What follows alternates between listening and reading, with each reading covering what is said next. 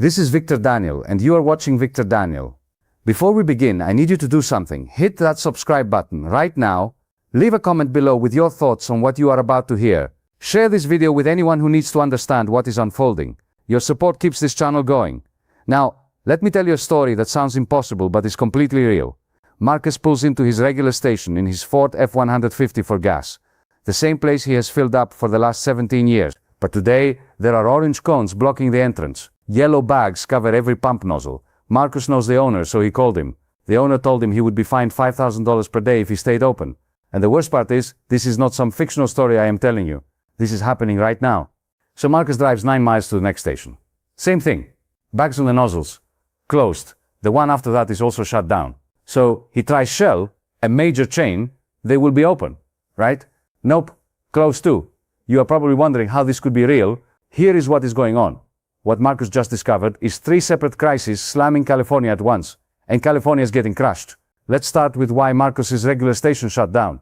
That owner did not want to close. Business was good. Customers kept coming. But California gave him an impossible choice. A fine of $5,000 per day starting on January 1st, 2026. Why? Back in 2014, the state passed a law.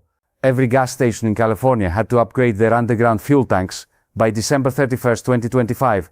All tanks are single-walled. They crack during earthquakes and gasoline leaks into the ground, which contaminates water supplies. So the state required double-walled tanks. Makes sense for safety. Nobody is arguing that leaking fuel tanks are good. But here is where it goes wrong. Upgrading a single gas station costs about $2 million. You have to dig up the old tanks, install new ones with double walls, and bring all the equipment up to code. $2 million. Most small gas stations are not worth $2 million. The owners just cannot afford it. They cannot get a bank loan for it. The business does not generate enough profit to ever pay it back. So how many stations are shutting down? Well, it is about 473 stations. 11 days left for them. So why can't they just put the tanks above ground instead of underground?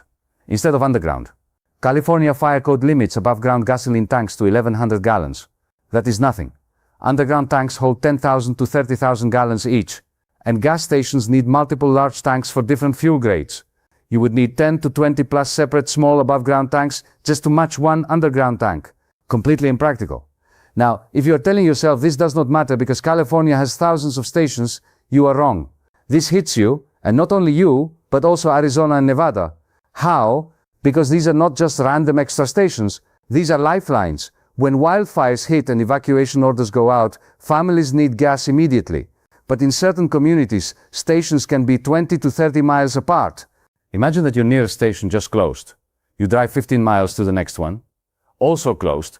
Now you are burning fuel, searching for an open station, while the fire gets closer. Wildfires. And here is the thing. These are not Shells or Chevrons. Those corporations can write a check for $2 million without blinking. They pay it and raise prices 3 cents per gallon to cover the cost. The stations going under are the independents, family-owned, been there 30 years, the guy who remembers your name, the place with gas 15 cents cheaper than the Chevron down the road. Those are the ones shutting down January 1st. And once they are gone, what stops the corporate chains from charging whatever they want? So what solution did California offer these owners? A loan program called RUST. It was designed to provide loans and grants to small independently owned gas stations covering up to 100% of the upgrade costs. Station owners across California applied. They thought they would get help. One owner in Alameda applied for RUST funding in 2023. He ran his station for 41 years. By November 2025, still no answer. Months went by, then a year, then 2 years. Some owners are still waiting right now. They never got approved. They never got rejected either.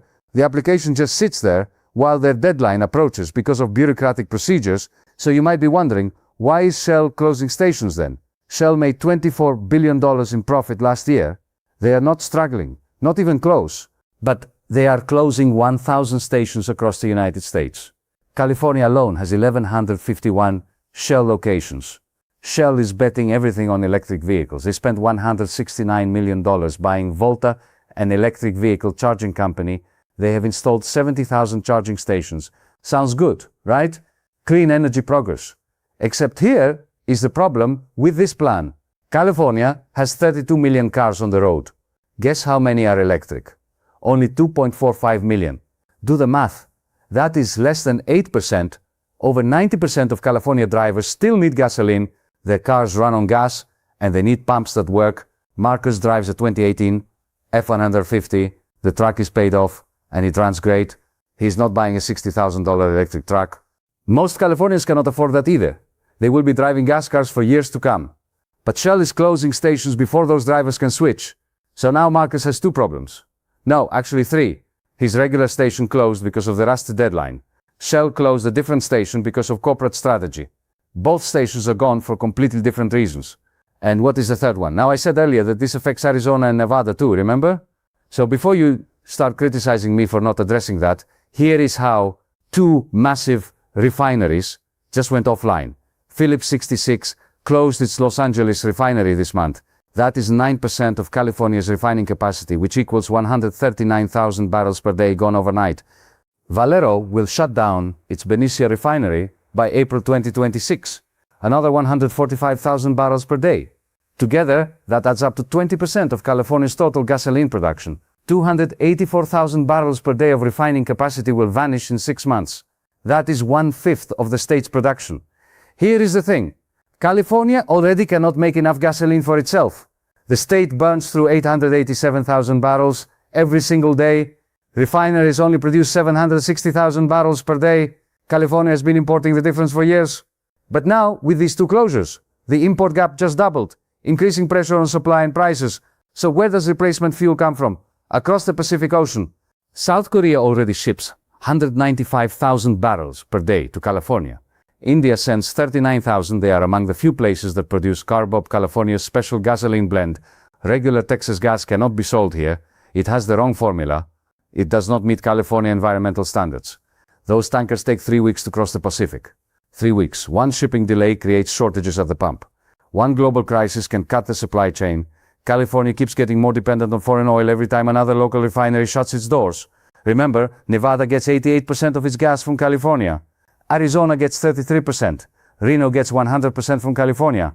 When California's refineries close, those states do not just watch, they feel it directly. Prices spike in Las Vegas.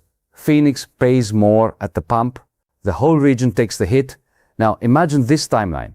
On January 1st, 473 independent stations close. Throughout the year, Shell closes hundreds more.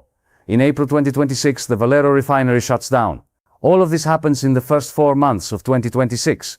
Gas stations or distribution points, when they close, the remaining stations handle more customers, more volume, tanks empty faster, deliveries have to happen more often. One truck breakdown, one delayed shipment, one refinery maintenance issue causes immediate shortages. And here is something nobody talks about. California has over 30 military bases. Air Force, Army, Navy, Marines. They need jet fuel and diesel and gasoline. Where does that come from? California refineries. The Valero Benicia refinery supplies jet fuel to bases across Northern California. When it closes in April, where does that fuel come from? Imports. What happens during a crisis when those imports get disrupted? Bases in Nevada and Arizona also depend on California fuel. Military readiness depends on fuel availability. This is not just about expensive gas. It is about national security. Let's talk about who gets hurt most. Rural communities. Small towns where there might be 1 or 2 gas stations total.